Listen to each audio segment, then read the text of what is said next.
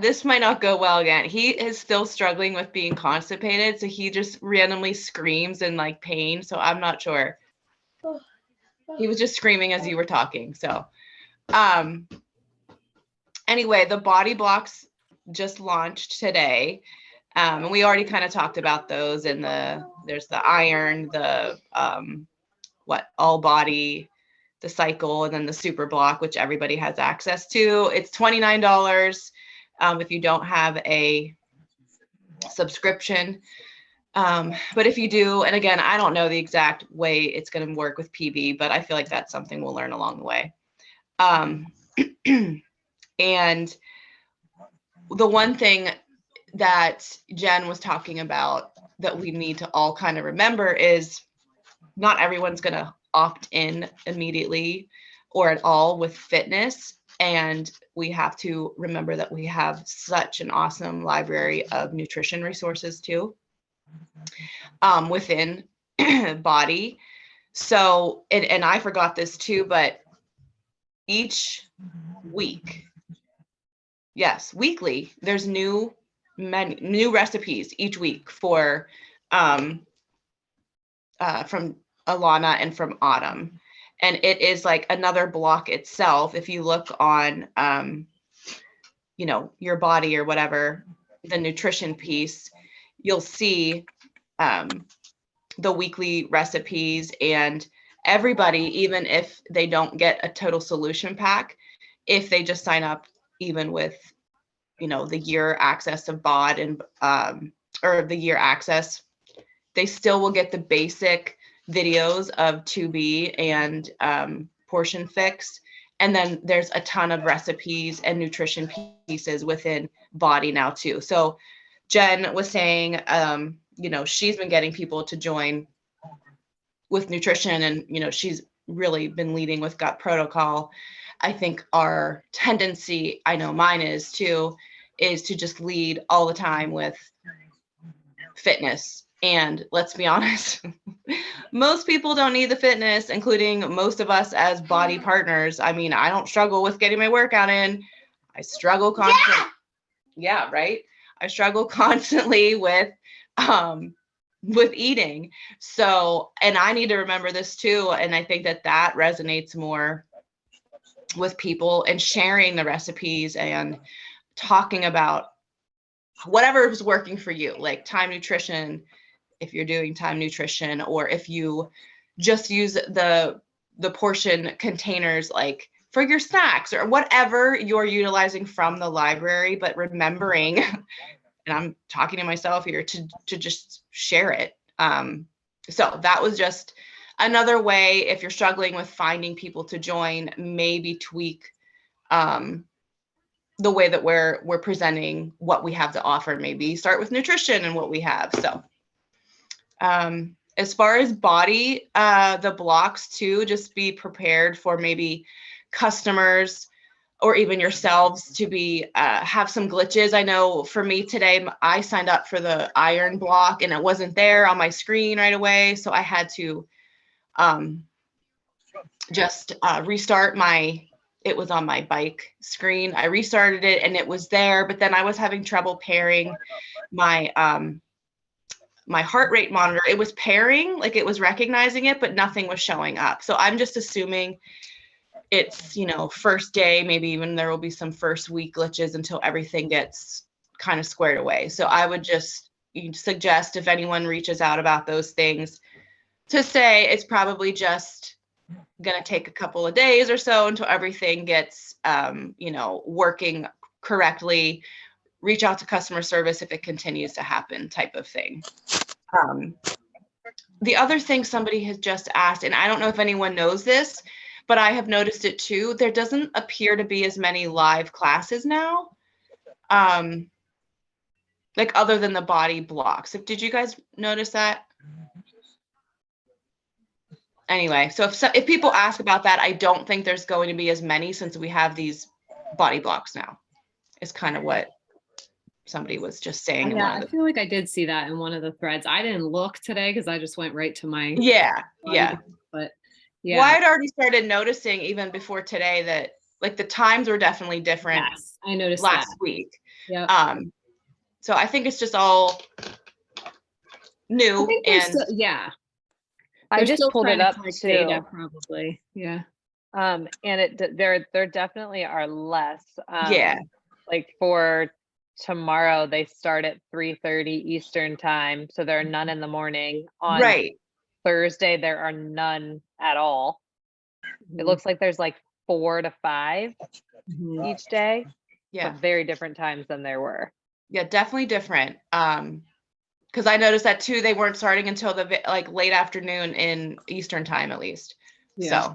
So just things if people are asking, again, it's all new and I don't think anything's a bad thing. It's just change, and change sometimes takes a little bit to get used to. So I heard too, like, I don't know where Carl was talking, but somewhere where he said like they're always collecting data about the live workouts and what times people want versus what times people actually get on. And they're like always tweaking that. So it's kind of maybe like, that's why then. yeah. Yeah, which makes sense. If they're not getting people on at certain times, why would they have somebody there live to? Right. Yeah. So yeah, that's all good things, and definitely good for the nutrition piece for me personally too. I don't talk about it enough because I'm not great at nutrition, but I feel like sometimes like I try to get in the mindset of maybe that'll make me utilize the resources more. The fact that I should share them, I should dive into them, more, because I really don't go into that nutrition platform a lot. And that's kind of a way to hold me accountable to do that. So, yeah. And I will say too, like, I know when I was talking about my like intuitive eating and sharing what I ate every day and showing that, like, that is when I would say I probably had the most growth, like in my business for sure.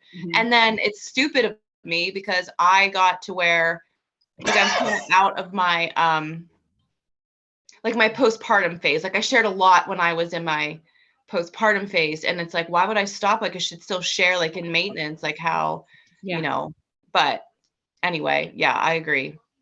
Yeah.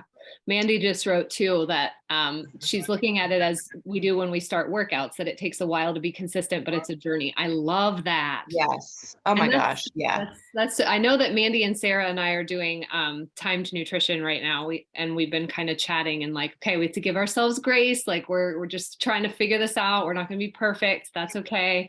But it is so true. Like I get the most questions and the most engagement on my stories when I'm talking about nutrition, whether it's time nutrition, whether I'm doing the ultimate reset or whatever else, gut protocol, like that's when the engagement and questions come in more than anything else. For sure. What people need. So we have it all. Oh, to be mindset again. Yes. Yeah, that's great. Ashley, awesome. And I feel you, Ashley. I'm not good with the containers. And it's funny how people are different too. It might, really relate whenever you start sharing about to be mindset versus containers and or just whatever. And I think it's important too, like that same with your fitness journey, at least now, like nutrition changes too. And what might be working, like for me, for instance, the scale, for some reason, like it never bothered me. The scale has not bothered me in years, but for some reason recently, like I am letting it get to me. And I think that's like, I don't know. I think a lot of people could relate, but like I haven't been talking about it.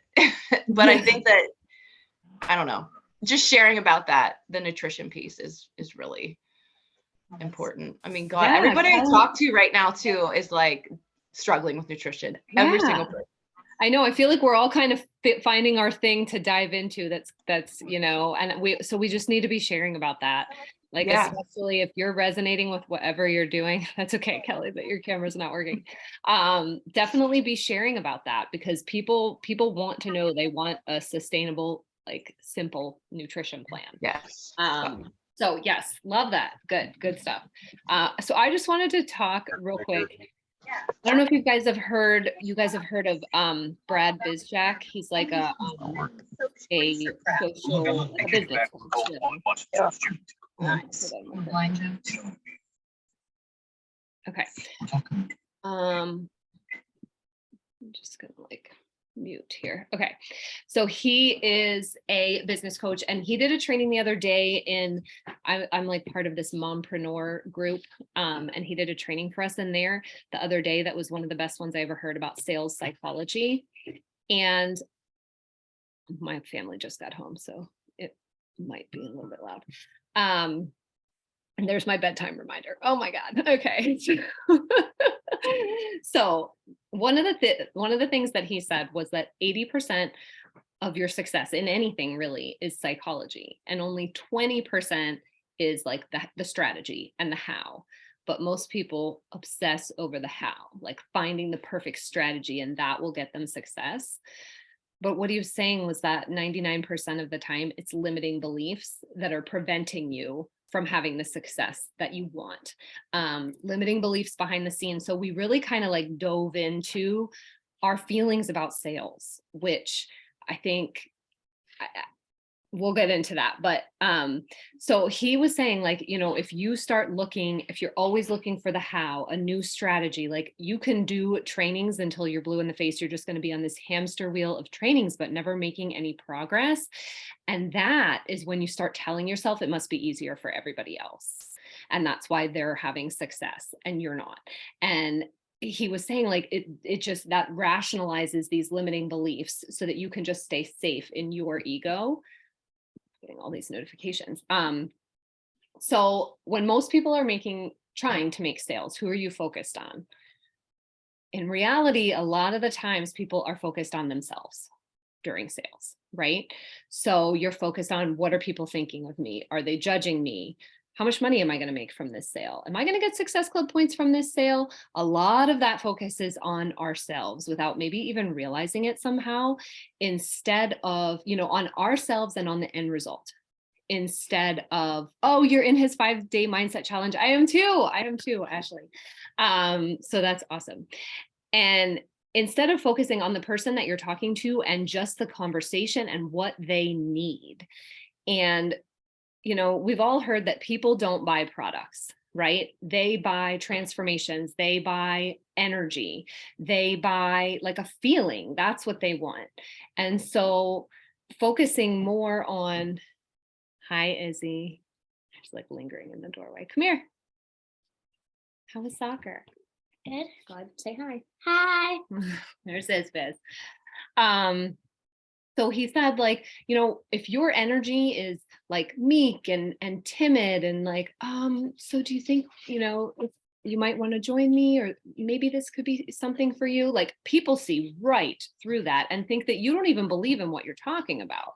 So the first thing that we really need to get a hold of is, do you, like, hopefully we all here really believe in what we have, and really believe that it's a very cost-effective way to have a healthy lifestyle, right? So we need to project that when we're talking to people. We can't be putting into, you know, these beliefs that we have in our head that they're going to think it's too expensive. We can't project that on them because we know what a good value that it is, right? So I did take a couple notes on this thing. Hold on one second. So he was saying, to have success in this business, we have to reframe what sales is, right? So we start with this, and we did this in the training, which I think would be really good to do here. When you are, what are your current beliefs about sales? Like, in one word, sales is what? I'm curious, like, what you guys think too. It was really interesting. Hi. Scammy, Hi. Yep. which is ridiculous. I know. Yeah, scammy. Buy shit from people I don't know every single day, you know. Cringy. Yes. Money. I know. Yep. And these are all the answers that were coming in on the training too. And I think I said hard, and he was like, okay, so that's the first thing that we need to change. And so he gave us a new definition of sales, first of all. And he said, sales is the beautiful art. I have to read this so I don't mess it up. The beautiful art of giving someone a transformation that they will never have for free, which I think is so true. The transformation is in the transaction, right? When are people going to put the most effort in? When they have skin in the game, right? When you have things for free, you just don't put the effort in. You just don't. So if you're not selling what you have to offer, like this amazing thing that we have, if we aren't selling it because we're afraid, then we're really hurting those people because they're not taking their transformation seriously then. And so if you're thinking like, okay, sales is just a transaction, or, even worse, that, we're taking something from someone, then we're hurting the person on the other side, because then they're staying in their pain and their situation is not changing. So I loved like this whole mindset around it. And so he was also saying sales is a contribution to make everyone's lives better. So looking at it through the lens of adding value and making it more about them and serving them. Because when it's about our contribution to the people that we're talking to, instead of our own ego and worried about what they're going to think of us and all of that, that's when we start to thrive.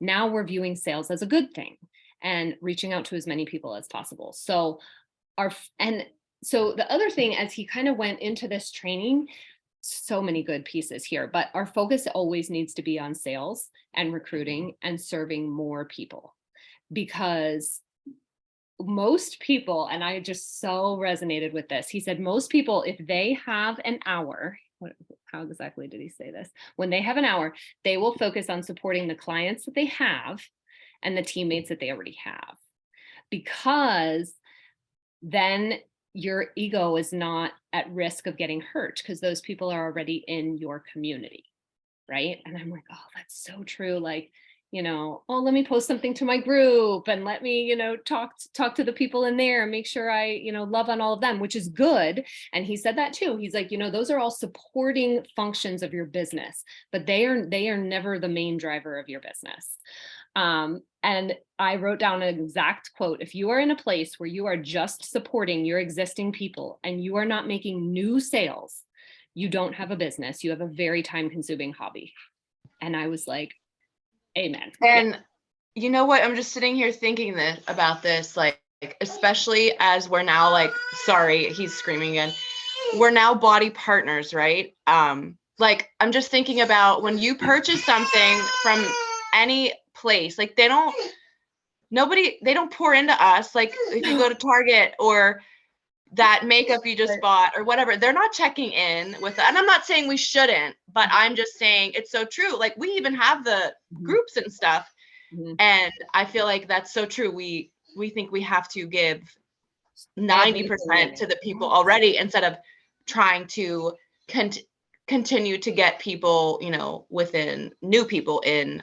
So I think I feel like that's freeing. It makes me feel like, I think sometimes we feel stuck, like we have to pour more into the people already. But when you think about it, like no one's freaking checking in when you buy that, right? Whatever, right. insert right. Whatever you just purchased. And then on that note too, something that he was saying is, he's like, if you're thinking it falls all on you to pour everything into every person that you have, then you're not running your business right either. Because where does the energy come from? New people. When new people come in and they're excited, they bring energy to the group, right? And so recruiting is really your solution to everything. Like having new people in your group builds your business, but also supports your group, because they're new, they're excited, they're ready to go. So it should never fall all on you.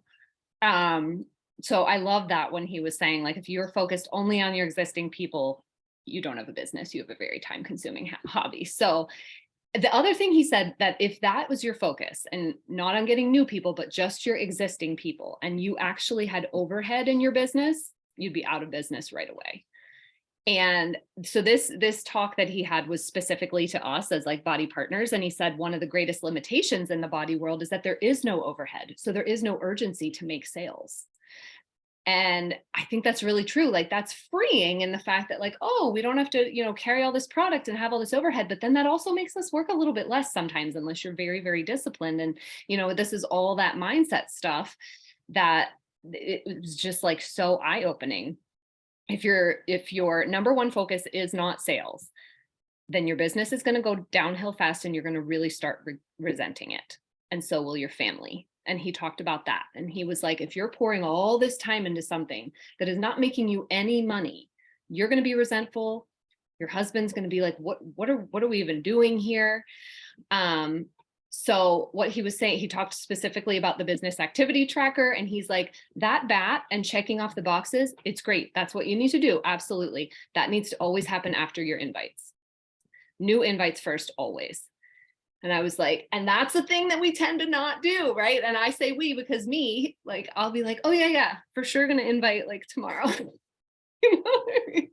And he said, new invites always first. We tend to focus on what we already have because that keeps our ego safe, right? There's no judgment there.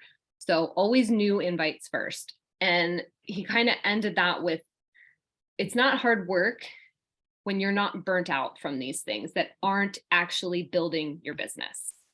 Because if you're getting burned out from constantly pouring into these challengers or whatever who maybe aren't doing anything, so you're trying to fix it, you're trying to help them, you're trying to help them engage, you're trying to get them involved. He called it revitalizing the dead. If you're constantly like focused on revitalizing the dead, you will be burnt out quickly because you're also not building your business and you're also not making any money. And so he said, you just have to go back to recruitment. When you shift that focus, that's when you can start feeling alive. That's when you know, okay, I'm actually doing the activities that are going to move my business forward. You know, you could send out 15 invites today and maybe none of those people will sign up today. But when you're doing that day after day after day, people are going to start signing up and they're going to start revitalizing your business for you because there are new people in there. So he said, you just got to shift your focus, and the people you already have, pouring into them needs to be the supporting function of your business. The building block, the main thing is always getting new people. So we have to shift our focus around sales. That is part of our business. Like I know we say we're not selling, we're sharing, which is true. The way that we're selling is by sharing what we do.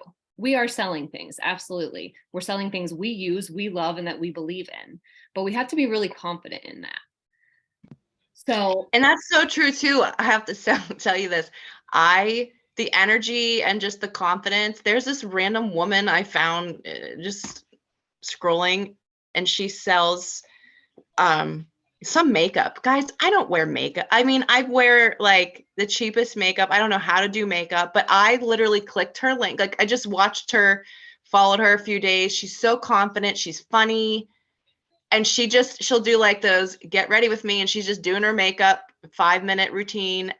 And I'm like, I clicked her link. I filled it out. I didn't purchase yet, but I'm like, what am I doing? I don't even like, yeah. But her energy. And I'm like, well, she looks really great. You know, she knows what she's talking about. She loves it and she's having fun. Like, so it's so true.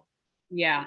Energy is so important. And that's why, like, you'll hear the top coaches, if they're doing power hours or whatever, they always say before they start to work, they'll like listen to a pump up song, or they have their energize, or they do something to get themselves in a good mind space. Because when you are simply getting out, I have my business activity tracker printed. If you're just simply getting it out, like, all right, it's time to invite, like, that comes across. And so just being in the right mindset for that. And it's also so true that your business cannot be reliant on you for all the motivation and all the support, you know, because then you're going to start seeing your business as more of a sacrifice than anything else. And it becomes a chore, you get burnt out. And he kind of ended it with saying, you are not responsible for your whole team's success, for everybody in your challenge group's success. You are only responsible for giving them the tools and the opportunity to be successful.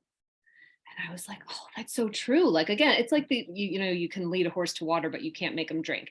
And I feel like we try so hard to make them drink, right? Because we don't want anybody to think we, took money from them or, gave them something that they won't use. That is not our responsibility. And he, talked about that a lot too. He's like, you have this amazing thing. It worked for you. It works for all the people on your team and all the people in your group. Not everybody's going to do it. And that's on them. That's not on you. You are only responsible for giving them that opportunity to be successful, and then continue working on bringing in more people that will utilize the things that you have. Not everyone will, and that's not on you. And I was like, okay, because I think we take that internally a lot. I know that I do. If I sign someone up and then they're never in the group and they're never doing it, I'm like, are they even doing the workouts? Now I feel bad. Not our fault. And another thing Amber said, which Amber Sullenberger, you might have heard this on the retreat, but Amber Kuiper was talking about, she's had a lot of people recently who, you know, sign up with her who don't really want to be in the group. And she used to really take that to heart, like, oh my gosh, maybe that means I didn't do my job and I'm not doing it right. And she's like, some people just don't need that. They just want the resources and they're just going to do it on their own. And that's fine too. You know what I mean? Like, not everyone needs to be in the group. Not everybody wants that. So it was just so good. And I'm really going to, you know, take that to heart and focus way more on new people, because it solves all the problems in your business. Like he was saying, like, it takes a lot of that pressure off of you to do everything for everyone. And yeah, so I don't know. I thought it was awesome. And I wish I could share it. It was like, it was so good. And I was actually trying to figure out a way to save it, but it was a live he did in our group. So there was no way to share it. So I just took a lot of notes and I wanted to share it with you guys too. Because it is so true. Like, yes, we are selling something, but it is something we really, really believe in, and people sell things every single day. And why not sell something that can change somebody's life? And yes, they should have to pay for it and have some investment in it, because this is your health and there's nothing more important. So don't be nervous about the price. A lot of the things I'm hearing recently is like, oh my gosh, with the price increase, guys, like, this is still like the most cost-effective thing that there is. It is efficient. It is something you can do from home. Like, I'm not worried about that. None of us should be worried about that. And if people really want to make a change, then they will. And if you truly believe that this is the vessel that they could use to do that, that will come across in your messages, and really focusing on what they need. And that's a lot in the conversations too, instead of like word vomiting everything that we have to offer. What are they looking for? What do they want? And speak directly to that, because most likely we have it. I feel like we have everything now. So yes, I probably rambled on for way longer than I wanted to. Sure did. Okay. So, okay. Sarah, where was that training? It was the one that was emailed to us, like, hey, you hit Success Club, you earned this, like, training with, I don't even remember his name, but it was live, and it was like in the middle of the day, so I was at work, and I know they said like 2 weeks later they'd send out like a link for people to watch it, but I haven't gotten that yet, so I didn't know if anybody had watched it. In January or February? January. Everybody who earned Success Club for like the first month is supposed to get some like live like webinar or something like that. Yeah, it was like, I think it was February 22nd, which was a Wednesday or something, but it was at like noon. And it was kind of ringing a bell, but I was not there. Yeah. Was it with Petra Kolber, the new mindset lady? Oh, mine was with a guy. Oh, was it? Maybe I'm thinking. I know I got the email too, Sarah, and I couldn't get on it, but I haven't gotten anything. Like, I don't even know where I would go to access it. No. Yeah, they said like 2 weeks after it aired, they would send us like a link to watch it or something like that. I don't remember getting that. I'm going to stop this recording real quick.